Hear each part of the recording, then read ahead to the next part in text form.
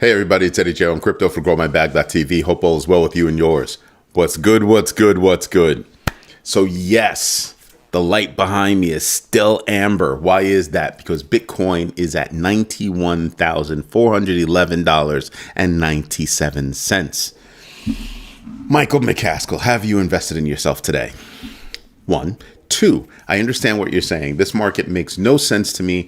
Admittedly, I've only been on crypto for 3 years, but I hear when we get the ETF, when we get lower interest rates, when this, when that, all those things have come. I hear you. I hear you. We're going to get into that in a moment. Let me read your next note. What we get is lower prices, delayed regulations, more manipulation, and how we likely see a global economic collapse in 2026. True. I firmly believe in that. Firmly believe. Why do I believe that? Well, if you listen to Ray Dalio, he believes the stock market is already in a bubble. If you look at the rollback of rules and regulations from 2013, it'll probably go more in a bubble. Because why would you want them rolled back? If you look at debanking tactics, let's keep them out for as long as we can until we get this in order. If you look at the level of manipulation, just a whole bunch of things. All the private equity firms, it's messing up crypto. It's not just the private equity firms. Don't believe the hype. That's not it's all of traditional finance. Let us not forget that there's only a finite amount of money. Okay, everything else that you're talking about is credit, right? So if there's $3 trillion in actual money in the United States, the rest of it is all credit. It's all Fugazi. It's all Fugazi. And yeah. So that's what we're looking at. We're looking at a lot of that stuff. When you look at how things get manipulated, who gets the buyouts, because that's too big to fail, right? So they got paid to screw up, and they got paid from our tax money. Did they have to pay that back? No, they did not. Did anybody go to jail? No, they did not. They did not. But if the regular person does anything like that, that's what's going to happen. That's what's going to Trader, you got jokes. I can't put you in a corner because this morning was just chef's kiss. It was awesome. Whole show, talking to myself. It was beautiful. You could see all the hand movements. Look like a crazy man. Wow. Then on top of that, I forgot that the live goes straight to YouTube, right? Hence it's called live. I forgot to throw up the last one. Michael McCaskill, if you laugh one more time, you can go in the corner. You can definitely go in the corner because probably deserve to go in the corner. You and your wife can go in the corner. Who gave her permission to hurt herself? What the heck? Anyway, when you look at all things that are going on, you start to realize, wow, there's a lot of junk going on out there. More junk than we can probably handle. How is that? Why is that? Where does it come from? How are we affected? Max Salas invested in himself. Trader, did you invest in yourself? You were trying to read lips for 10 minutes.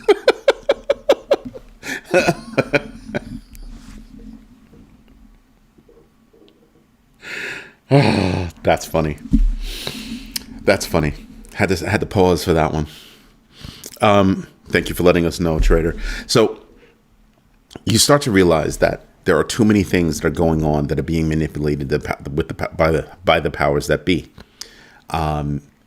It seems that they can do things and get paid off.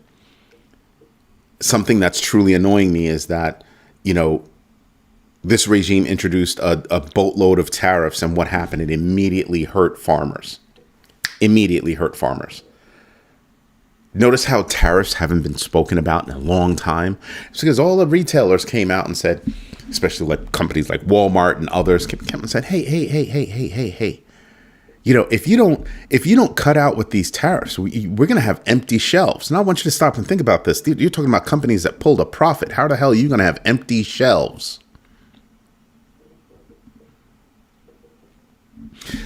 I'll tell you why. They reach a certain margin level and they don't want to give it back. Heaven forbid that they take a little bit less margin for a year or two. Still pulling profit, but making sure everybody has. Again, what is the definition of enough? And that's when you start going, that's a problem. Thank you, Dark Horse. So, and you start to realize, wow, they really don't give a rat's behind about anything that's going on. Right? Because if you're not going to have anything on the shelves, you're blaming that on the tariffs. I totally get that. But what you're really saying is, we can afford to do that. We're just not gonna. We're not going to. We're not gonna. You know what I mean? So at what point does that happen? I gave you the example that, you know, some of these companies pay their people less than a living wage. They have to get government benefits. And that's a handout, right? That's a handout. And this regime doesn't like handouts. Yet we gave a $40 billion handout to Argentina. Interesting. That right there is interesting. Right? So with everything that we're supposed to be doing to make the economy better, we seem to be doing the exact opposite. And when I stop and I examine that, you know, what we're doing on the exact opposite side, I realize there are only a few that actually benefit from those kinds of moves. It's not me. I don't think it's the average person, right? I don't think it's the person that's going to the store every day to buy food because they don't have that week's money. They have enough for that day. When they speak about, well, the consumer's still spending, notice how they never tell you what consumer? They don't tell you what consumer. Regular people, we're not spending. I'm not spending any money. I'm not spending jack. You wanna know why? I can't afford that. I go to the store. I can't afford that. I want it. I might even need it. Can't afford that. Not right now. Not right now. That's gonna have to wait. Do I need it or do I want it? If I need it, let's put it over here with the food and the medical. And sometimes medical does not make it to the needed side. They have not defined enough. Hey, pause. Enough means having a sufficient or adequate amount degree to meet a need, requirement, or desire. I wouldn't say desire, but you could. If you're making that kind of money and you say, well, you know, what's enough? What's my desired lifestyle? I've told you guys before, when I used to do college events, college recruiting, you know, teaching kids how to do stuff, I would tell them that, what kind of life do you ultimately want to live? Don't tell me you want to drive a Bugatti. Don't tell me nonsense. Realistically, what kind of life do you want to live? You know, you didn't make it to the NBA. You didn't make it to MLB, right? You didn't make it to any one of those. You're not a big rock star, whatever. What is your definition of enough? Oh, well, you know, I go to the store. If I want a steak, I can buy a steak.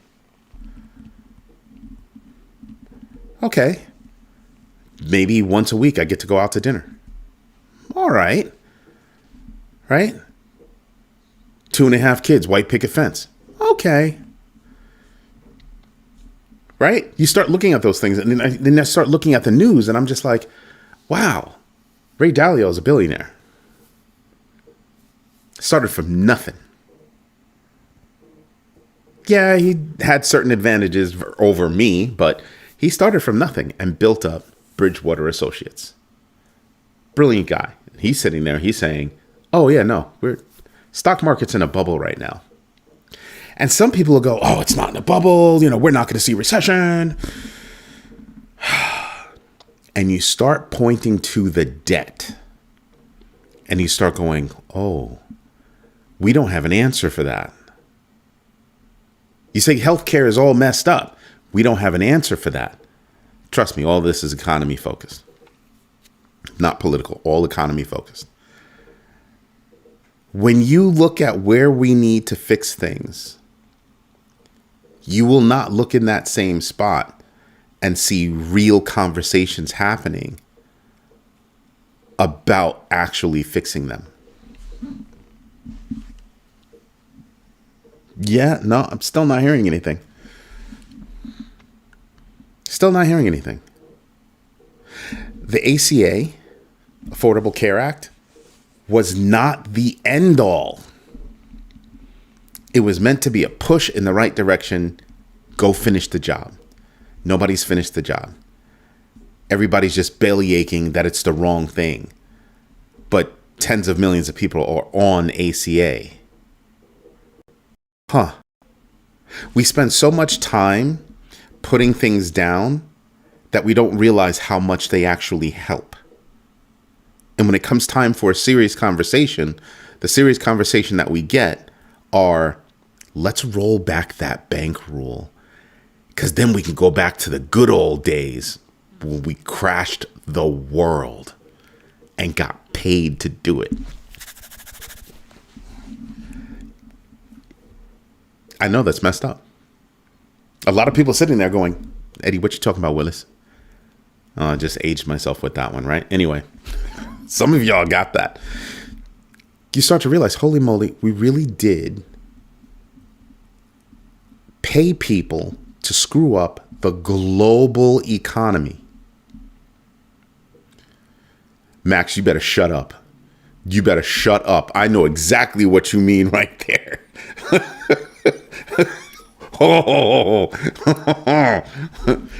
So yeah, you start to realize that sometimes history repeats itself.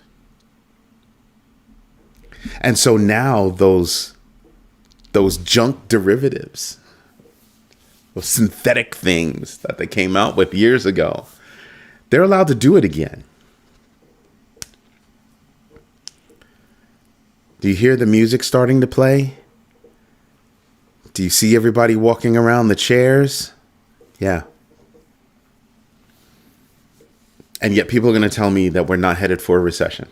People are going to tell me that we're not in that the stock market is not in a bubble.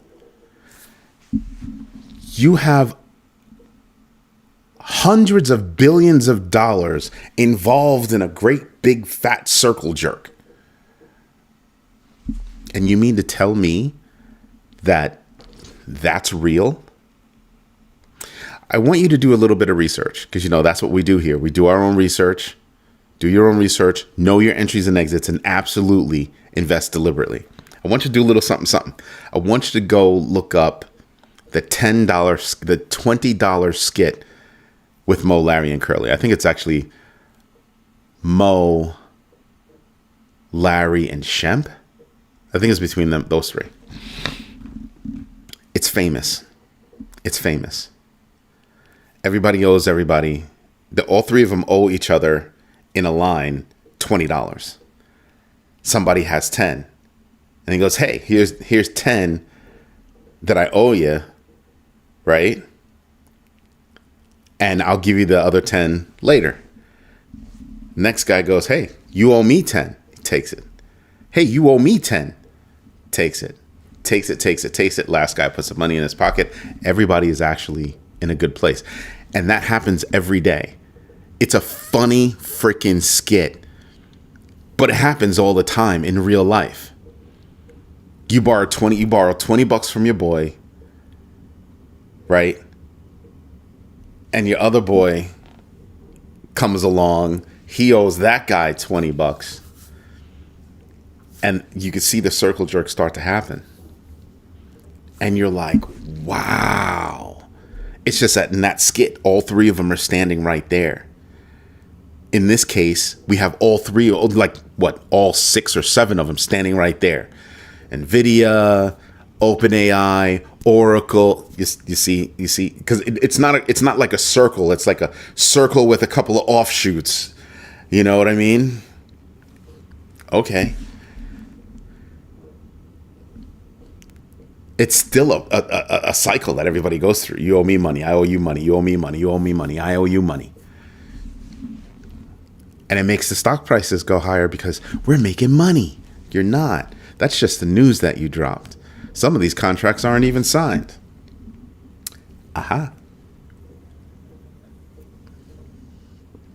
And then you start to realize that what's at the center of that? What's at the center of that? OpenAI and NVIDIA. NVIDIA's news that they're going to let out the H200s to China. China's been sneaking in chips. They just found a place in New Jersey where they were shipping them out, just changing labels and shipping them out to get around customs and all that good stuff. Yeah. So they've been getting around it. They don't have what they need, but they've been getting around it, and they do have the latest chips. But everybody's like, oh, we gotta make sure that we stay in the lead in this innovation. Until you start to realize that China having to do more with less, in some ways has surpassed where these companies are. And then you start to realize, wow, we're maybe in the first place, maybe in second place, and the business model doesn't work. And then you look at the stock market and you look to see who's dependent right there. All of these data centers being built. The CEO of IBM said, yeah, you're not making that kind of money. You're not making that kind of money. OpenAI would have to make a ridiculous amount of money for them to be able to afford everything. What is it, $207 billion? Yeah, that's not happening. That's not happening right now. So it's funny. So we get the interest rate cut today, 25 basis points, and stock market goes bonkers, and people in crypto are kind of like, what about us? What about us? Take a deep breath. Liquidity flowed into the stock market, and sooner or later it'll come back around here. What we were looking for was the setup. We just got the setup. Now we just have to think of, is there anything bad that can happen that can screw things up? That's what I'm waiting for. That's where my head is at right now. Is there anything that could truly screw us up? And right now I'm hoping not. Well, a war could do it. A war with Venezuela could do it. And the only reason why, the reason for the whole war in Venezuela is political, so we won't even go there, but that could actually bother our economy. That could screw up the global economy. There's a problem. Every tiny little thing that's going on to protect this regime and the affluent people that might be in certain files is meant to be a distraction so we don't get those files. That's a problem. That's more than just a little bit of a problem. That's a major problem. Because there are certain things that we're just sitting there and we're just trying to figure it out. Peace deals that were supposed to happen that are falling apart. That's right. Thailand, Cambodia. That's not a good place to be. Ukraine, Russia, not a good place to be. If you really stop and think about who's winning that war, Ukraine, Russia, Russia's kind of been getting its head handed to itself, right? Yet we're supposed to be protecting Ukraine because that was the promise that we gave. And we're not. We're saying go with the Russian deal. That's going to have an economic impact on us. And I can tell you now that it's not going to end there. Oh, we promise not to do it again.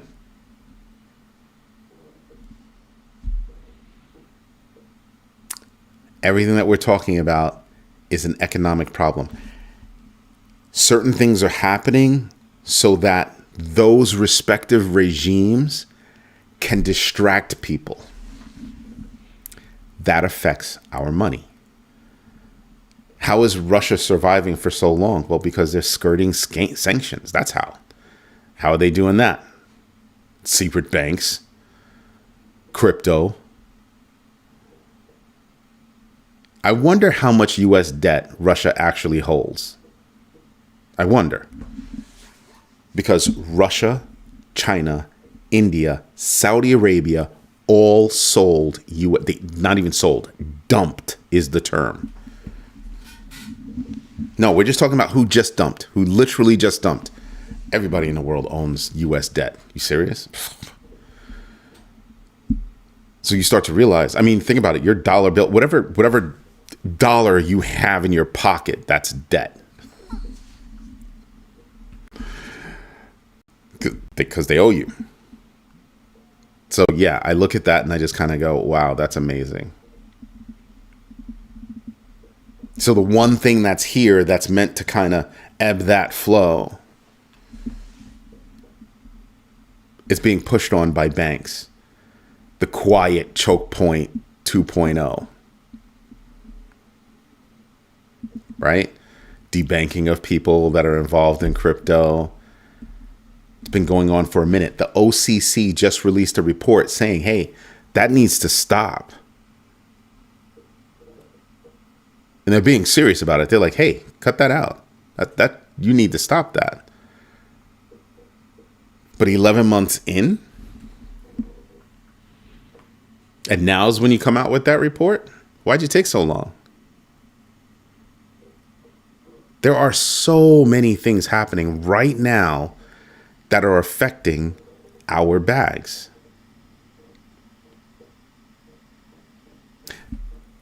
When I look at the Netflix deal, right? Netflix, Warner Brothers, Paramount begging the shareholders of Warner Brothers to take their deal instead.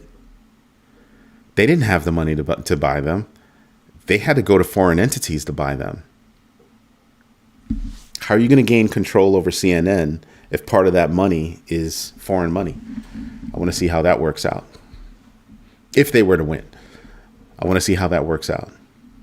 But they had to go get a lot of foreign money. A lot. And now here's the new regime sitting in between saying, well, I didn't like the way CNN came at me again. And Paramount runs CNN now.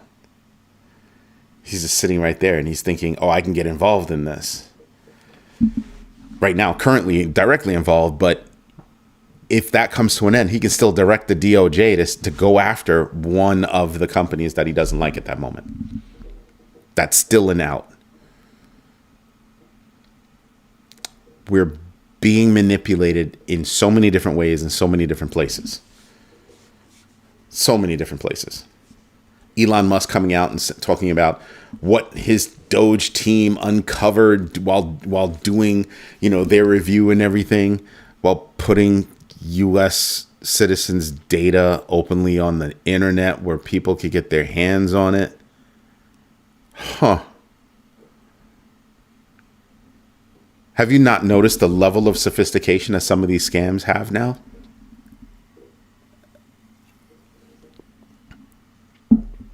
Yeah. Just saying. A bunch of unqualified people had their fingers all over our data. Now you know why all the time I'm talking about user sovereignty. Just saying. Just saying. So you start to realize, holy moly, there's just money everywhere that's not being used to our advantage. And I say all of that so that you all remember the GMB3. Do your own research, know your entries and exits, and absolutely invest deliberately. Pay attention to what some of these moves are. Pay very close attention to what some of these moves are. It's gotten so bad that Vitalik Buterin has even come out and said, hey, X is a cesspool. X is a cesspool. And I have to tell you, I wonder why people are still on X looking at it like it's a real news source. He's like, the same thing that happened in the United States is happening in Europe. On X. So I'm now looking at what businesses are involved. I go that deep. I'm going deeper into where am I spending my money for products, services, all that. If you don't align with how my brain is thinking, I'm not trying to give you my money because that's working against myself. Something that annoyed me, we've got pills out to help you, pills and shots to help you lose weight. There's now a pill out that'll help you stop drinking. What? I want to explore, why do people drink? Lack of money. Lack of money. We're building, the government is building a $350 million ballroom. Gaudy as hell, but $350 million ballroom. And when it came time to actually write down that the U.S. taxpayer would not foot the bill for that, nobody wanted to sign off on that bill.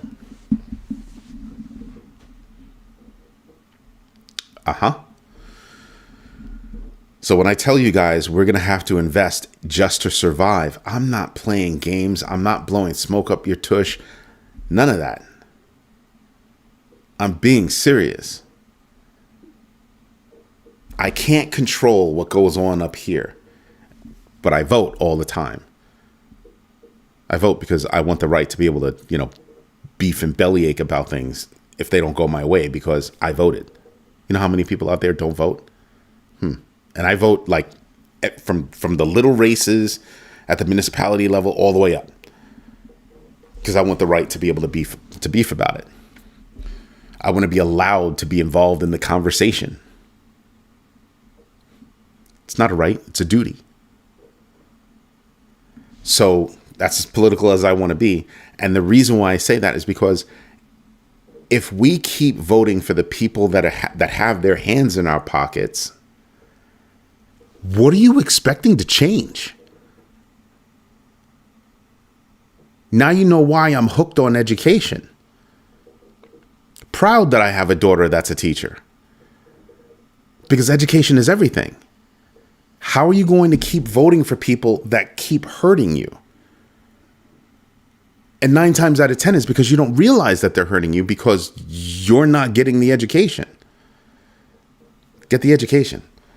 So it's just like, how are you watching money move away from you and not know how that money is moving, what that money is doing, who's getting that money?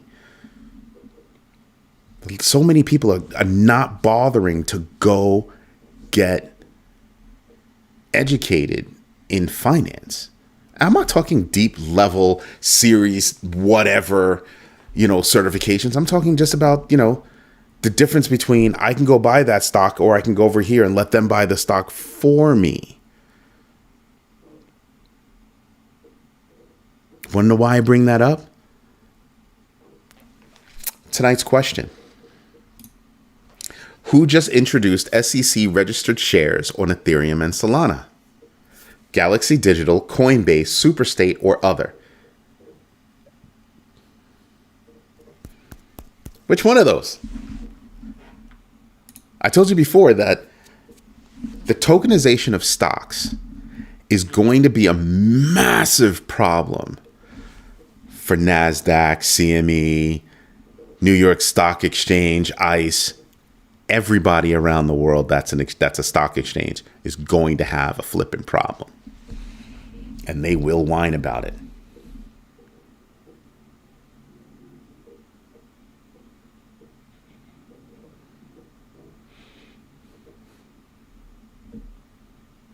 I was just reading what people are writing. Yeah, if you don't vote, don't complain. And you do have to kind of stop and say to yourself, well, if I want to buy a stock,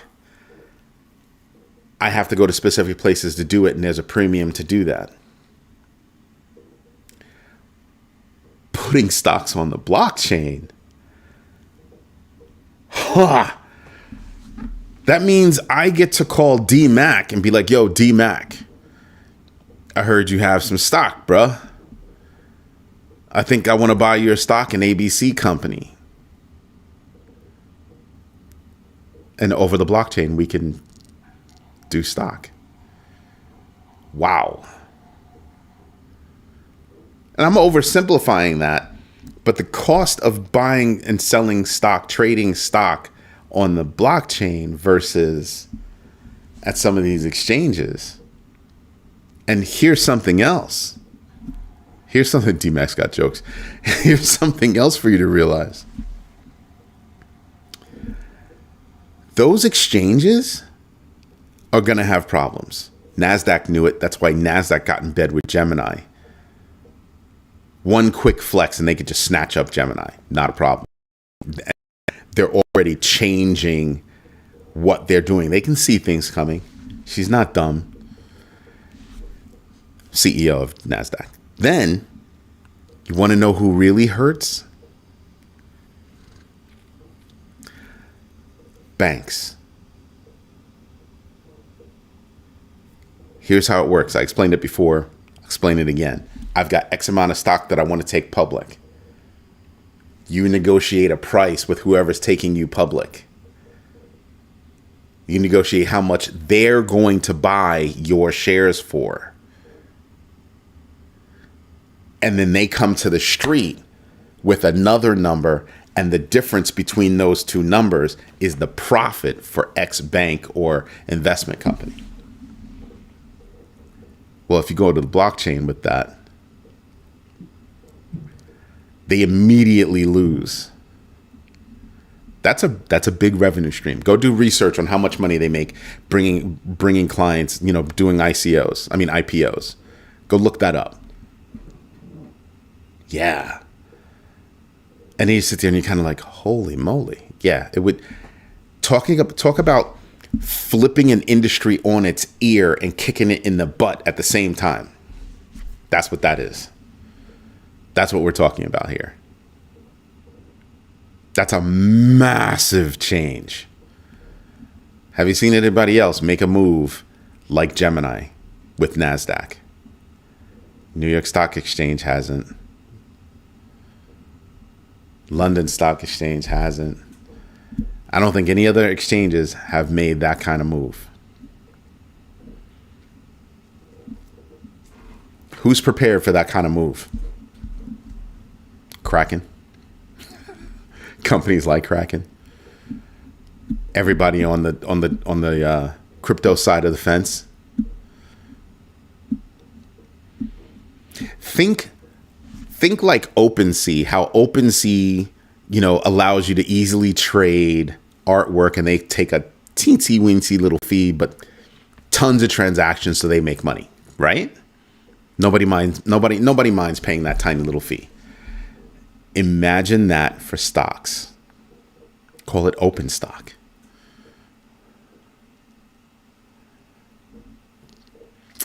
See where that's going? And then you're like, oh, damn. Why do you think everybody's crying about, I'm trying to stop cursing so much. Kid from the Bronx. Oh, took a lot for me not to curse that time. But why do you think everybody's beefing about that? Yes, I do think Ripple will get their bank license. So now think about that. You want to know who would probably seriously win with something like that? Chainlink. So not just Ethereum, not just whoever. I think Chainlink comes out ahead. When it comes to the tokenization space, I think Chainlink comes out ahead of everybody else.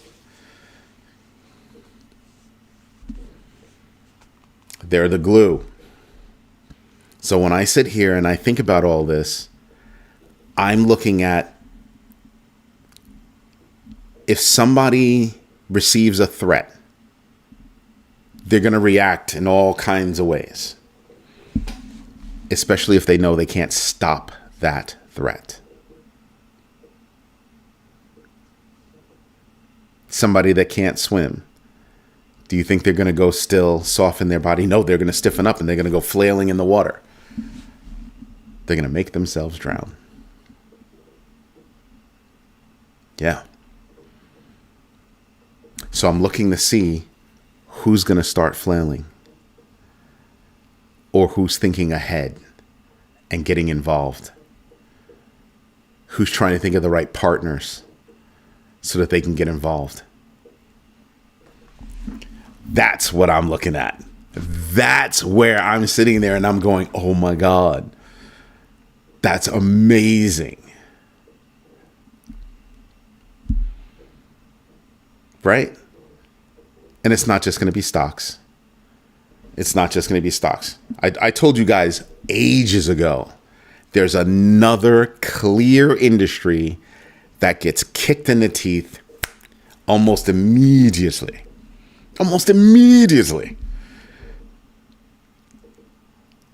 Think real estate. Who do you think gets kicked in the teeth? Come on. Come on. You want me to tell you?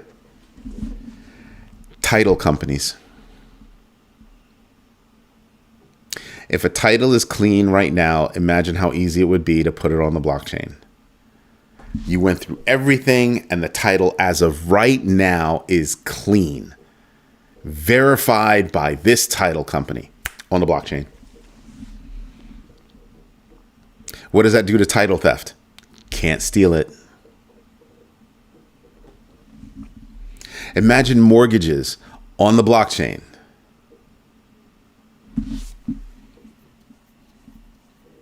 Yeah. I'm just saying, you have an opportunity where you can actually see so many different industries being completely not disrupted, overhauled, rethought, remade because of RWA.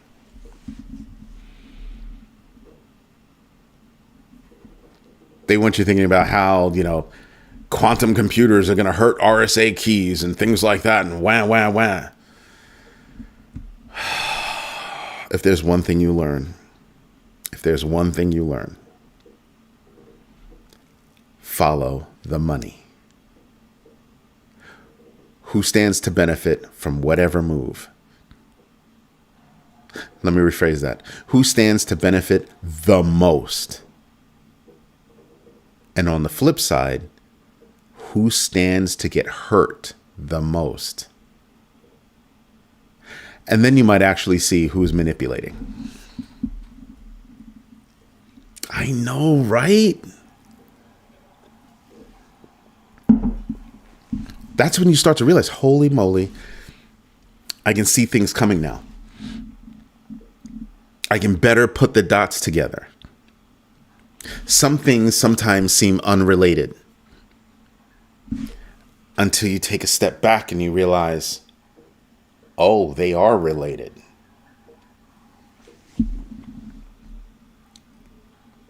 That's right. That's right. So I start to look at things differently.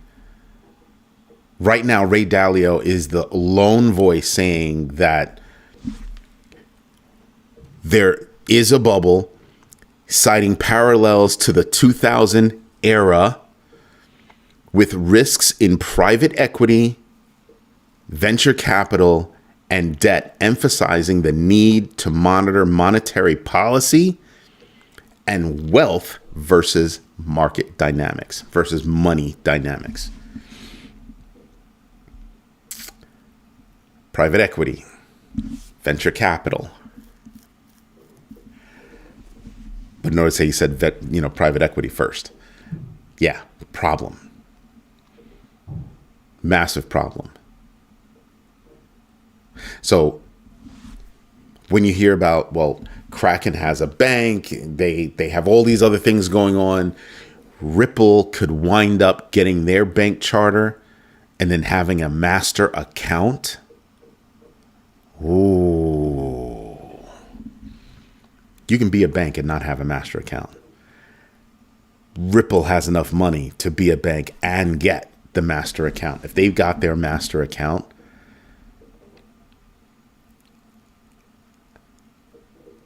that changes the game in so many different ways.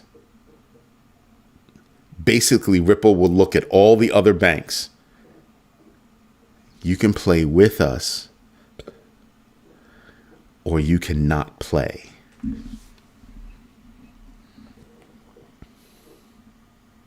Think about that.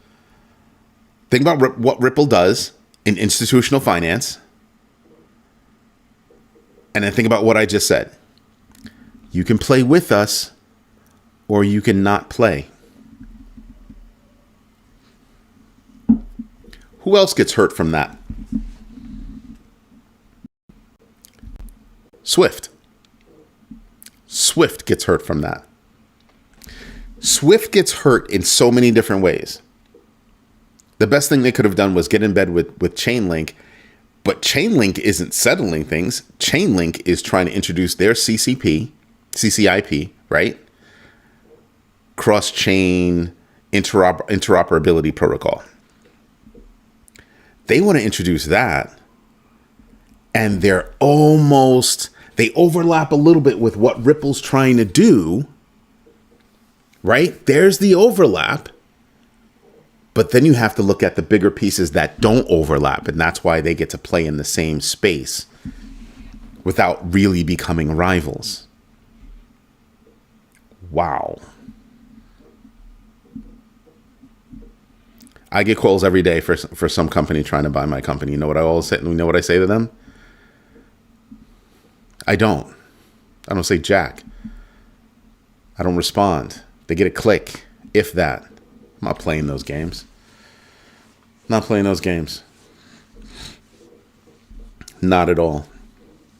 Not at all. But I get those calls all the time. Because they want to come in and, buy you out, buy your name. This is what they're doing. And it's just with small businesses like everywhere. Small and medium-sized businesses everywhere.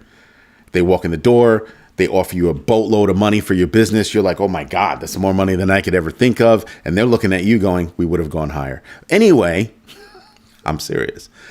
Anyway, they get your business, but they throw in a bonus if you let them continue using your name.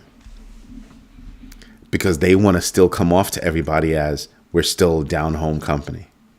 We're still one of you, even though they're owned by some conglomerate. That's how that works. Go to those areas where companies have bought up, all of the single family homes and all that stuff. And then go look to see who bought up all the plumbers, who bought up all the electricians and so on and so forth. And they all, through all the paperwork and all that stuff, still comes back to this one entity, right?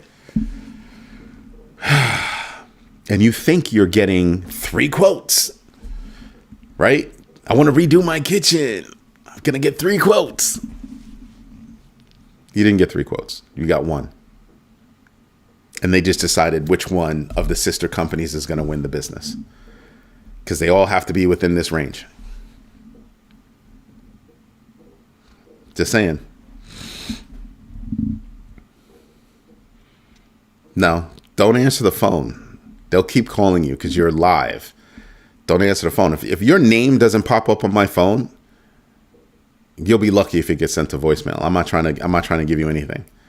I block everything. I tell people, you want me to pay attention to you? You better figure out my email address. Seriously. And then you can call me. I'm not trying to answer phone numbers from weird places. The company line, sure. You never know who can be a client. Never know. But everything else, done lost your mind. I don't even give out my personal number. The number I use for my personal line, it's a Google number. I don't give out my real number. Family gets my real number. Right? I told you I went to dinner with my boys the other week. They have my real number. I mean, fuck. Excuse my language. Woof. They have my kids' numbers, and vice versa. That's family. Everybody else? Yeah, nah. I don't know you that well. And I don't want my number getting out to the world because I don't trust people to keep their numbers secure. Keep their phones secure. Most people don't. So when you look at the news and you hear Ray Dalio saying, yeah, we're kind of in a bubble, I'm listening to see who else is starting to use that R word, recession. We've already lost 1.1 million jobs this year. 11 months. That ought to tell you something. So yeah, you think next year is going to be, beautiful cherries? No, you're going to get pits. And if we don't get pits next year, I think that we're going to wind up getting pits at some point. There's only but for so long you can hide Oz. There's only but for so long. Sooner or later, people are going to see the man behind the curtain. Or woman. Sooner or later. You're going to see them stilettos underneath the curtain. Dead serious. So at some point, you've got to wake up. You've got to say to yourself, I really do need to start learning about how value moves. I really am trying to stay away from the word money. I'm really trying to stick with the term value, unless money is the right word. But value. I'm trying to pay attention to how value is moving. Who benefits from certain value moves. Like they'll throw out things like, oh, so-and-so moved money to a new wallet. And how is that going to affect my bag? They haven't positioned it to sell. Unemployment is very high. Kept up with inflation. Wages haven't kept up with life. In general, just wow. Price of a house versus wages. Go look at that graph. That will make you cry. Don't look at that graph. It will make you cry. At one point, it was basically like this. And then salaries. No, this is the price of a house. This is salaries. Yeah. This is real world. This is real world stuff right now. So back to my point, about products like Ozempic, taking shots to lose weight. In the United States, those things just took off like gangbusters because we're a fat nation. Speaking from experience. Right? But do you think they fix our food supply? Why would you do that? You have to buy the food because you got to eat something. It's crap, but you got to eat something. And then we'll sell you these shots so you don't, yeah.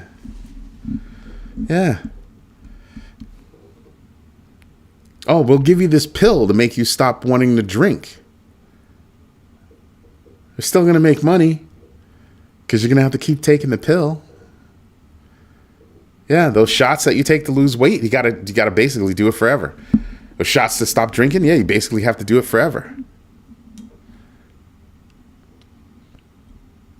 Do your own research, know your entries and exits, and absolutely invest deliberately. What's the other thing that I tell you guys? Develop your risk framework. Start to understand how things work, how you think about investing. Okay? Along with that, while you're doing your own research, don't put yourself in a silo. Don't put yourself in an echo chamber. And most importantly, listen to news around the world, especially economic news. Look at that. Pay attention to it. That's for real. What happens in other countries can affect us here and vice versa. Very big deal. So, tonight's question. Who just introduced SEC registered shares on Ethereum and Solana, Galaxy Digital, Coinbase, Superstate, or other? It's Superstate. It's Superstate.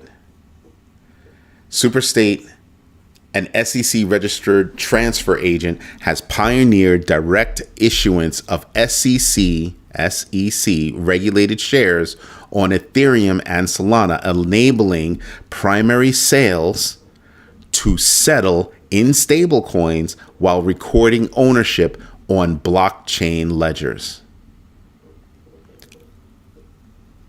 Yeah.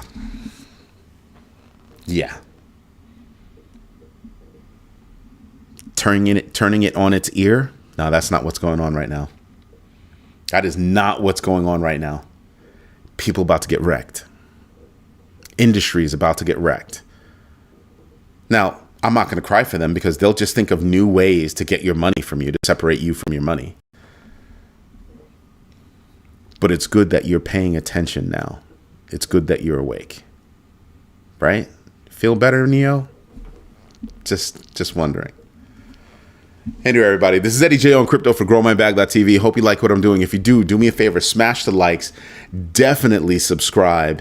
And if you can, go over to growmybag.tv and become a member. Why? Membership has its benefits, especially if you're a big bagger. If you're a big bagger, this Sunday, I'll get the invitations out way before then. But this Sunday, we're going to have, thank you, DMAC, we're going to have our monthly meeting, our monthly video conference between the big baggers, and we talk about everything. And after listening to Powell, there's going to be a lot to talk about, and what those ripple effects are going to be, and what we've seen over the past year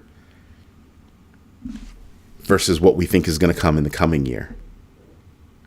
It's going to be no joke. It's going to be no joke. 2030 is sounding very interesting now. Hutanik is always talking about 2030. I'm not doing anything until 2030, 2030, 2030.